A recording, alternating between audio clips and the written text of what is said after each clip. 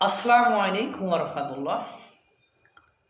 ভালোবেসে যাকে নিয়ে আসছিলাম আমরা, সেই আমাদেরকে নিঃস্ব করে রাস্তায় বসার, ভিক্ষা করার, না খেয়ে মারার পরিকল্পনা করছে।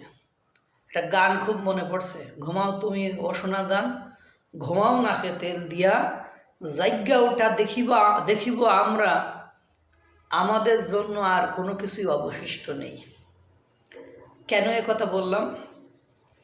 সবচেয়ে অবাক করা যে কাণ্ড, বাজারে গ্যাসের মূল্য 30 থেকে 75 টাকা বেড়ে যাচ্ছে। অর্থাৎ আগে যা ছিল তার চেয়ে 150 গুণ বৃদ্ধি। তার মানে এখন আপনারা বোঝেন, এখন আগে যদি গ্যাস 1200 হতো, তাহলে এখন 12 দুগুণ 24 আর 6 3000 টাকা, মানে 1200 টাকার প্রোডাক্ট গ্যাস আপনি 3000 টাকা মূল্যে কিনতে হবে। এখন আপনারা যদি ভাবেন শুধু গ্যাসের দাম বাড়ছে তাতে সমস্যা কী, এখন মনে করেন গ্যাস দিয়েই তো সব কিছু হয়। শিল্প, কলকারখানা, পোশাক শিল্প, যত শিল্প আছে, বস্ত্র শিল্প, খাদ্য শিল্প, যত শিল্প আছে, সর্বত্রই কি ব্যবহার করা হয়? গ্যাস ব্যবহার করা হয়। এখন যে ব্যক্তি 1200 টাকায় একটা গ্যাস কিনতো, সেই গ্যাস যখন 3000 টাকায় কিনবে, এই যে আপনার 1800 টাকা, এই 1800 টাকা কিসের উপর বসাবে? ওই পণ্যের উপর বসাবে। তার মানে আগে যে জিনিসটার দাম ছিল 12 টাকা, এখন সে জিনিসটার মূল্য হবে কমপক্ষে 30 থেকে 35 টাকা। তাহলে বলেন, আপনার আমার কি আয় বেড়েছে? বাড়ে নাই। এখন সরকার হয়তো বা বলবে যে চাকরিজীবীদের তো মহার্ঘ ভাতা বেড়েছে, তা চাকরিজীবীদের বেড়েছে, আমাদের তো আর বাড়েনি। আমাদের কি বেড়েছে? এরপরে দেখেন, আপনারা যে মোবাইলে কমিউনিকেশন করেন, কথা বলেন, সেখানে আবার শুনছি 63.3% ভ্যাট হবে। অর্থাৎ আপনি 100 টাকা রিচার্জ করলে আপনার 63 টাকা 30 পয়সা আপনার ভ্যাট দিতে হবে। এছাড়াও বাজারের আরও 65টি পণ্যের উপর ভ্যাট বসানো হয়েছে, অর্থাৎ দ্রব্যমূল্য বেশি দামে কিনতে হবে। এখন আপনি দেখেন বাজারে সবজির দাম কমছে। সবজি এখন কী কাল? শীতকাল, হিউজ পরিমাণ সবজি হয়, এজন্য সবজির দাম কমছে। কিন্তু আপনি দেখেন কিছুদিন আগে না ধান উঠলো, তো এই ধান ওঠার পরে চালের মূল্য কমে যায়, আর বাংলাদেশে বর্তমানে ওই চালের মূল্য হিউজ পরিমাণ বেড়ে গিয়েছে। যদিও বিদেশ থেকে আমদানি করছে সরকার, তারপরেও চালের মূল্য বেড়ে গেছে। এখন আমরা খাবো কি, পরবো কি, মাখবো কি? প্রত্যেকটা পণ্যের উপরে তো হয় ভ্যাট বৃদ্ধি হয়েছে, নাহলে ওই প্রোডাক্ট তৈরির যে মানে কাঁচা প্রোডাক্ট, মানে কাঁচা মাল ব্যবহার হয়, ওই কাঁচা মালের উপরে ভ্যাট বেড়েছে বা দাম বেড়ে গেছে।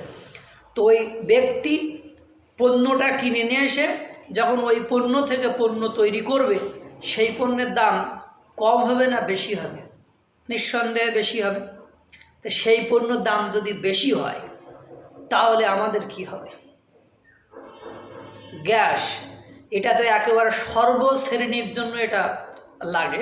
এমন কোনো ফ্যামিলি থেকে শুরু করে শিল্প, কলকারখানা, মানে প্রত্যেকটি স্থানে এই গ্যাস লাগে। তাহলে এই গ্যাসের মূল্য যদি বৃদ্ধি পায়, তাহলে প্রত্যেকটা প্রোডাক্টের দাম বৃদ্ধি পারে। এর আগে তেলের দাম বাড়ার কারণে প্রত্যেকটা পণ্যের দাম বেড়ে গিয়েছে। এই বাণিজ্য উপদেষ্টা, উনি একজন ধনী মানুষ, কোটিপতি মানুষ। উনি ওনার ব্যবসায়িক উন্নতি এবং অগ্রগতি ছাড়া আমাদের সাধারণ মানুষের কল্যাণে একটা কাজ করেছে। আপনারা কি সেটা দেখেছেন? আগে যখন তেলের দাম বাড়লো, আমরা সাধারণ জনগণ আন্দোলন করার সময় বা আন্দোলন পরবর্তী সময় সিন্ডিকেট ভাঙো, সিন্ডিকেট ভাঙো, সিন্ডিকেট ভাঙো, এই কথা বলে একেবারে মাথা নষ্ট করে ফেললাম। আর বাণিজ্য উপদেষ্টা তেল বৃদ্ধির সময় সিন্ডিকেটের ব্যবসায়ীদের সাথে আলাপ আলোচনা করে সিদ্ধান্ত নিয়ে তেলের দাম বাড়িয়ে দিয়েছে।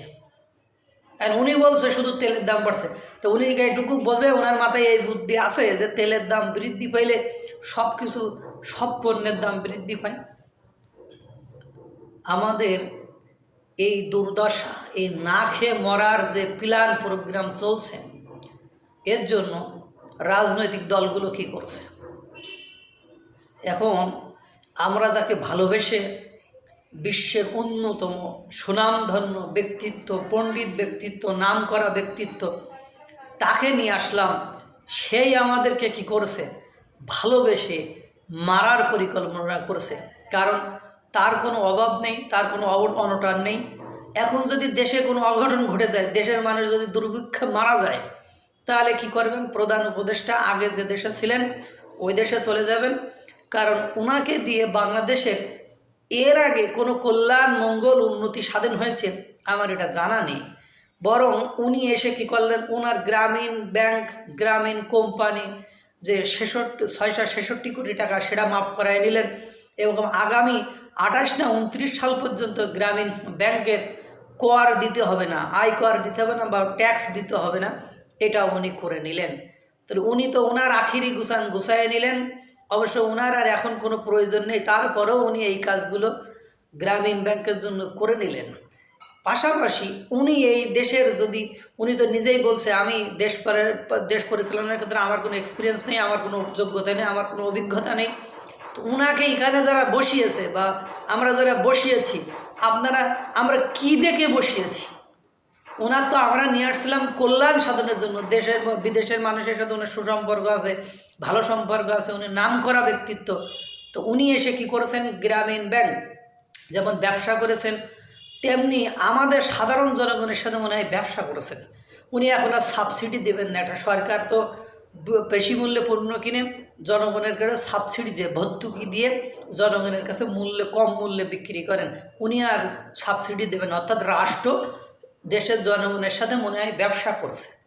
যেমন আমরা দেখেন বিভিন্ন সমিতি থেকে লোন নেই না, এর আগে গ্রামীণ থেকে লোন নিতেন, গ্রামীণ ব্যাংক থেকে। ওরা কিন্তু দেখায় 12%, কিন্তু জানেন ওরা কত পার্সেন্ট নেয়? 30 থেকে 35%। যে কোনো সমিতির একটা বড় অফিসার, আমার যারা বন্ধুবান্ধব আছে যারা সমিতিতে চাকরি করে, তাদের কাছে জিজ্ঞাসা করতে, বন্ধু এমনভাবে নেবে তোমরা বুঝতেও পারবে না, তোমার মনে হচ্ছে 12% নেছে, কিন্তু ওরা ঘুরে ঘুরে 30 থেকে 35% ইন্টারেস্ট নেয়, অর্থাৎ সুদ নেয়।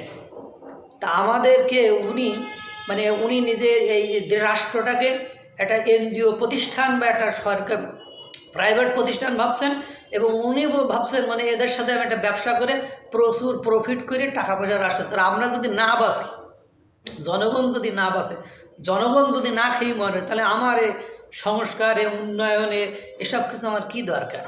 সাধারণ জনগণ অতি শীঘ্রই মাঠে নামবে, এটাই স্বাভাবিক। আল্লাহ তাআলা সকলকে ভালো রাখুক, সুস্থ রাখুক। আসসালামু আলাইকুম ওয়া রাহমাতুল্লাহ।